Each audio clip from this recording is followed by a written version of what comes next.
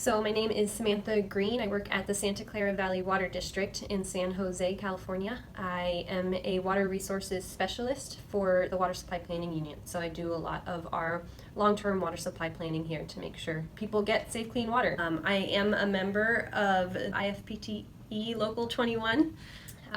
In the past, however, I was in Wisconsin when Act 10, the Anti-Union Act that went through, took place. I was part of the TAA, which is a teacher's assistant union there, and I no longer got any raises for the rest of the time I was there. Our raises, if we were even allowed to get them, were tied to cost of living increases, so they wouldn't ever be above that. And it's the cost of living increase of that year. So if the previous year you didn't get any raise, they don't now double your cost of living potential.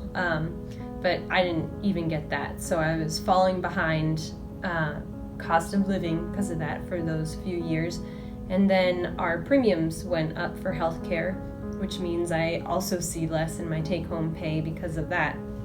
So that was pretty painful. And on top of that, I also was aware that it wasn't just me it was happening to. It was happening to people, my friends who were trying to start families, and for them, their healthcare costs went up astronomically.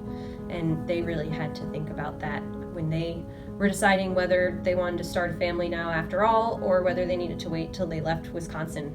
And a lot of people, including myself, probably got pushed out of the state faster than they would have otherwise. I had contemplated staying around in Wisconsin for a year or two after I finished my degree because my fiance at the time was still working on his PhD.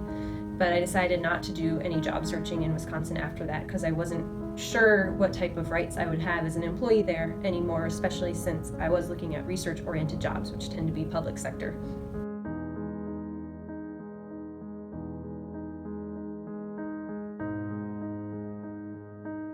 So today I'm mostly trying to give everybody a heads up that it can happen here. We're not immune to anti-union people being in office.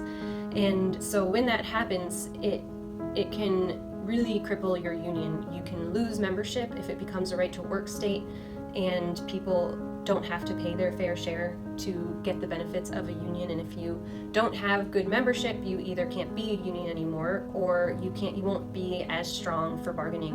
And so, for example, in Wisconsin, we had to completely decertify. We were no longer able to maintain our union status. We weren't able to bargain. We basically had no voice, no protection, and that could be something similar that happens here. As public employees, we're part of big organizations. I know I'm one of several hundred at the water district, and I don't expect the board of directors to meet with me alone and everybody else to negotiate our wages or our benefits. And if you can't negotiate and argue for yourself, they're not just going to give you raises and additional benefits out of their good graces.